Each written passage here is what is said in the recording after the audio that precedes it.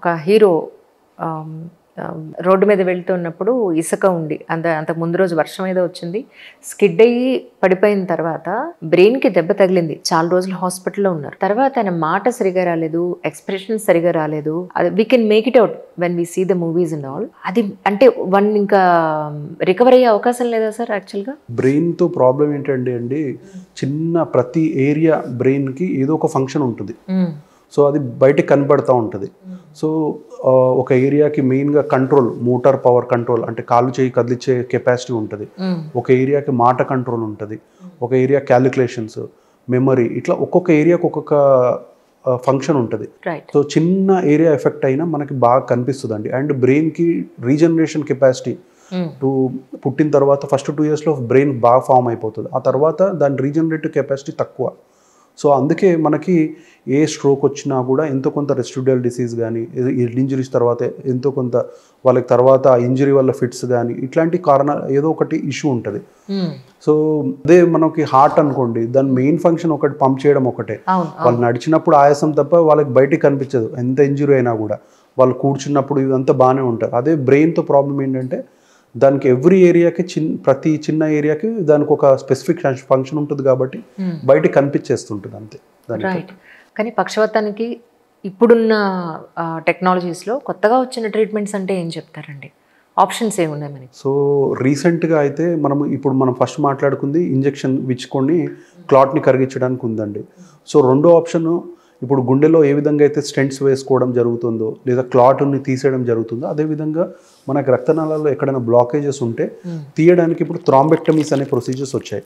So మీకు ఇప్పుడు చెప్పిన గోల్డెన్ పీరియడ్ 4.5 hours ఇంజెక్షన్ వరకు.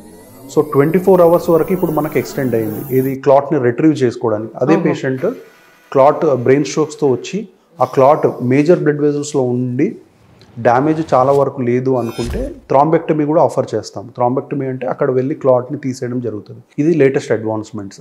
ఇది ఇంకొకటి కెరోటిడ్స్ ఏవైతే ఉన్నాయో బ్లాకేజెస్ని ఇది స్టెంట్ చేసుకోవడము, ఇది కూడా న్యూ డెవలప్మెంట్సే. అది కాకుండా ఫిజియోథెరపీలో ఇప్పుడు రోబోటిక్స్ వచ్చినాయి. సో పేషెంట్ నడిపించడానికి అండ్ ఆక్వాథెరపీస్ ఇట్లాంటివన్నీ latest next. And brain computer interface అని కూడా వస్తున్నాయి నెక్స్ట్. అంటే ఇప్పుడు మనకి ఏదైతే ఆర్టిఫిషియల్ ఇంటెలిజెన్స్ ఉందో, ఇప్పుడు మాట్లాడడం లేని వాళ్ళు ఉంటారు కదా, సో వాళ్ళకి ఈ కంప్యూటర్ సిస్టమ్ తోటి వాళ్ళు బ్రెయిన్ని రీడ్ చేస్తూ అది వాయిస్ని ప్రొడ్యూస్ చేయడానికి ఇట్లాంటివి కూడా నెక్స్ట్ డెవలప్మెంట్లో ఉన్నాయి. కానీ ఒకప్పుడు ఏదో సినిమాలో చెప్పినట్టు బ్రెయిన్లో ఒక చిన్న చిప్ పెడితే కూడా చాలా మార్పులు మనం చూస్తున్నాం, చాలా రిఫార్మ్స్ చూస్తున్నాం.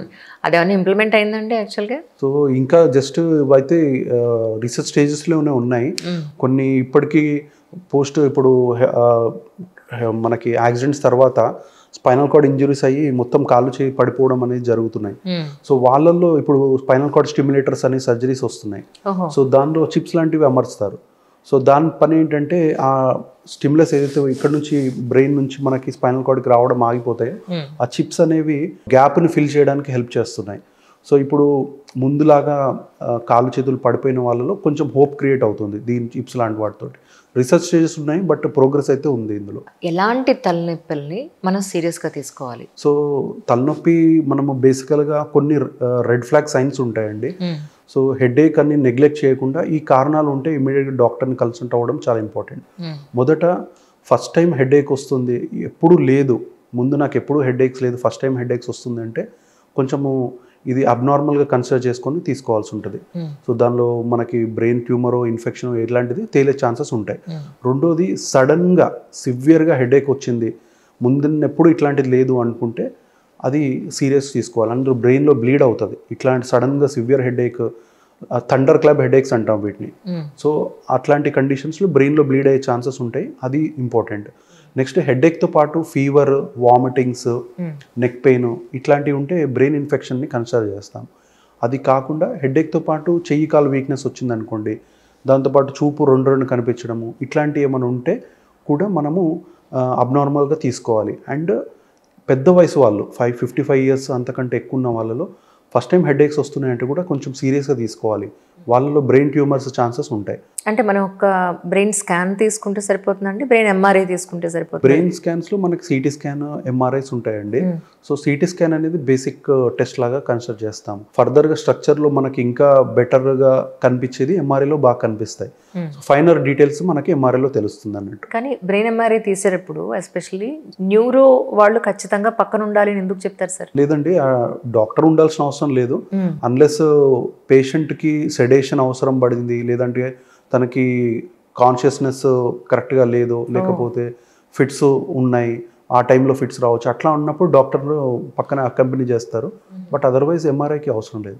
జనరల్ ఎంఆర్ఐకి అవసరం లేదు. ఎస్పెషల్లీ పిల్లల్లో వచ్చే ఫిట్స్ అసలు రావడం రియలీ సో పాథటిక్ సిచ్యువేషన్. ఎందుకంటే పిల్లల్ని స్కూల్కి పంపడం, ఆ టైంలో చదువుకునే పిల్లల్లో, ఇంట్లో ఉండేవాళ్ళు ఉంటే అది వేరే సంగతి, బట్ కానీ పిల్లల్లో ఫిట్స్ అనేది కొంచెం బాధాకరం అయినప్పటికీ అవేర్నెస్ కోసం అసలు ఎందుకు వస్తుందంటే బై బర్తే ఆ కండిషన్ ఉంటే పుడతారా సార్ వాళ్ళు? ఏం జరుగుతుంది యాక్చువల్గా? సో ఫిట్స్కి మనము కారణాల కింద ఫస్ట్ థింగ్ స్ట్రక్చరల్ కాజెస్ అని చెప్పుకోవచ్చు అండి. అంటే బ్రెయిన్లో డ్యామేజ్ అవ్వడం. సో అది పుట్టేటప్పుడు కానీ, లేకపోతే డెవలప్మెంట్లో కానీ, అంటే పుట్టినప్పుడు నార్మల్ డెలివరీస్లో ఇంటి దగ్గర అయినాయి అనుకోండి కాన్పు, సో లాంగ్ టైమ్ పుట్టిన తర్వాత బేబీ ఏడవలేదు, అప్పుడు బ్రెయిన్కి ఆక్సిజన్ అందాక డ్యామేజ్ అవ్వచ్చు. సో వాళ్ళకి ఫిట్స్ వచ్చే ఛాన్సెస్, లేకపోతే బ్రెయిన్ డెవలప్మెంటే ప్రాబ్లం అవ్వచ్చు, లేదా పోస్ట్ కొంత డెవలప్మెంట్ టైంలో బ్రెయిన్కి ఏమైనా ఇన్ఫెక్షన్స్ వచ్చి డ్యామేజ్ అవ్వచ్చు. లేదు అంటే ఇంకా కొన్ని జెనెటిక్ ఫ్యాక్టర్స్ ఉంటాయి. అంటే స్కాన్స్ నార్మల్గా ఉండి కూడా వాళ్ళకి ఫిట్స్ వస్తాయి. అందులో స్ట్రక్చర్ ఎంఆర్ఐ చూస్తే బాగుంటుంది, కానీ ఈ జెనెటిక్ ఫ్యాక్టర్స్లో మనకి పనితీరులో తేడా వచ్చింది. సో అందుకే వాళ్ళకి ఫిట్స్ అనేవి ఫస్ట్ 15 yearsలో మనము స్ట్రక్చర్ నార్మల్ ఉండి కూడా చూస్తాం. ఓకే, సో ఎంఆర్ఐ నెగిటివ్ ఎపిలెప్సిస్ అంటాం వీటిని.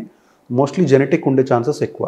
పుట్టిన తర్వాత పిల్లలకి ఫిట్స్ వస్తున్నాయని పేరెంట్స్ గుర్తించిన తర్వాత 15 ఏళ్లలోపు ప్రాపర్గా చేయాల్సిన పనులేంటి? అంటే ఒక ఏజ్ తర్వాత తగ్గిపోయే అవకాశం ఉంటుందా, లేకపోతే అది కాన్స్టెంట్గా వాళ్ళ లైఫ్ అంతా ఉండే అవకాశం ఉంటుందా? అదే అండి, స్ట్రక్చరల్ లీజన్ అంటే బ్రెయిన్లో ఏమన్నా డ్యామేజ్ అయి ఉంటే మాత్రము ఫిట్స్ మెడికేషన్స్ చాలా వరకు కంటిన్యూస్గా వాడాల్సిన అవసరం ఉంటుంది. ఎందుకంటే ఆ డ్యామేజ్ వల్ల బ్రెయిన్ ఎక్కడైతే స్కార్ ఫామ్ అవుతుంది, డ్యామేజ్ అయితే బ్రెయిన్ రిపేర్కి స్కార్ ఫామ్ చేసుకుంటుంది అక్కడ. ఓకే, సో ఆ స్కార్ అనేది బ్రెయిన్కి ఇరిటేషన్ క్రియేట్ చేస్తుంది. సో మనం ఫిట్స్ టాబ్లెట్స్ తీసేస్తే మళ్ళీ ఫిట్స్ వచ్చే ఛాన్సెస్ ఉంటాయి వాళ్ళకి. అది కాకుండా ఈ జెనెటిక్ ఎపిలెప్సిస్ మనం అనుకున్నది ఫస్ట్ 15 yearsలో వచ్చేది, బ్రెయిన్ స్కాన్ నార్మల్గా ఉండే వాళ్ళలో మనము ఫిట్స్ కంట్రోల్ ఒక 5 years కంట్రోల్ బాగుంది అన్నప్పుడు తీయడానికి ట్రై చేయొచ్చు. బట్ మళ్ళీ రిపీటెడ్గా మందులు ఆపేయడానికి వస్తున్నప్పుడు మళ్ళీ వస్తే మాత్రం మనము ఎక్కువ డ్యూరేషన్ మేబీ ఇంకొక 5 years పొడిగించుకోవడము, లేదనుకుంటే లైఫ్ లాంగ్ వాడుకోవడము చూసుకోవాలి. బట్ ఫిట్స్ టాబ్లెట్ల వల్ల కన్నా ఫిట్స్ కంట్రోల్ లేకపోవడం వల్లనే ప్రాబ్లమ్స్ ఎక్కువ.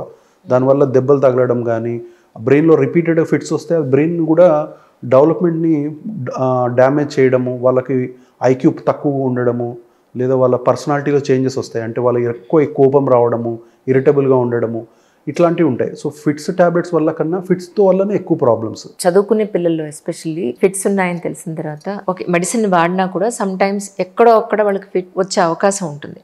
ఆ టైంలో చాలా ఏళ్ళ నుంచి ఈవెన్ మనం సినిమాలో కూడా చూస్తూ ఉన్నాం, చేతిలో తాళాలు గుర్తు పెట్టడం అనేది మనం చూస్తూ ఉంటాం కదా. నిజంగా ఆ రెండింటికి రిలేటెడ్ ఉందండి? వన్స్ వచ్చిన తర్వాత ఏం చేయాలి? ఫిట్స్ రాగానే ఫస్ట్ ఎవరైనా చుట్టుపక్కల వాళ్ళు పేషెంట్ని లెఫ్ట్ సైడ్కి పడుకోబెట్టడం చేయాలండి. Why left side? Left side ఎందుకు అంటే మనకి ఇక్కడ ట్రకియా ఉంది కదా, ఇది రెండుగా స్ప్లిట్ అవుతుంది. లెఫ్ట్ సైడ్ రైట్ సైడ్ రెండుగా స్ప్లిట్ అవుతుంది. సో ఈ రైట్ సైడ్ది స్ట్రైట్గా ఉంటుంది, దీంతో పాటు స్ట్రైట్గా ఉంటుంది. లెఫ్ట్ సైడ్ది కొంచెం బెండ్ ఎక్కువగా ఉంటుంది. సో రైట్ సైడ్ పడుకోబెడితే మనం ఏదన్నా కంటెంట్ సలైవా కానీ రైట్లోకి ఎంటర్ అయ్యే ఛాన్స్ ఎక్కువ. సో లెఫ్ట్ సైడ్ మనము తిప్పి పెట్టుకోవడం మంచిది. ఓకే, లెఫ్ట్ సైడ్ తిప్పి పడుకోబెట్టుకోవాలి. తల కింద ఏదైనా దిండు పెట్టేసి చుట్టుపక్కల ఏమన్నా పేషెంట్కి ఇంజరీ కాజ్ చేసేవి ఏమన్నా షార్ప్ ఆబ్జెక్ట్స్ ఉంటే తీసేసుకోవడము, గాలి ప్రాపర్గా వచ్చేటట్టుగా చూసుకోవడము. రెండోది ఎంతసేపు ఫిట్స్ వస్తుంది తనకి, 5 minutes ఎంతసేపు అనేది చూసుకోవాలి. 5 minutes కంటే అంతకంటే ఎక్కువ వస్తే ఏమవుతుందంటే బ్రెయిన్కి పర్మనెంట్ డ్యామేజ్ అయ్యే ఛాన్సెస్ ఉంటాయి. సో ఆక్సిజన్ అందక, సో దానివల్ల తొందరగా మనము హాస్పిటలైజ్ తీసుకోవడం ఇంపార్టెంట్.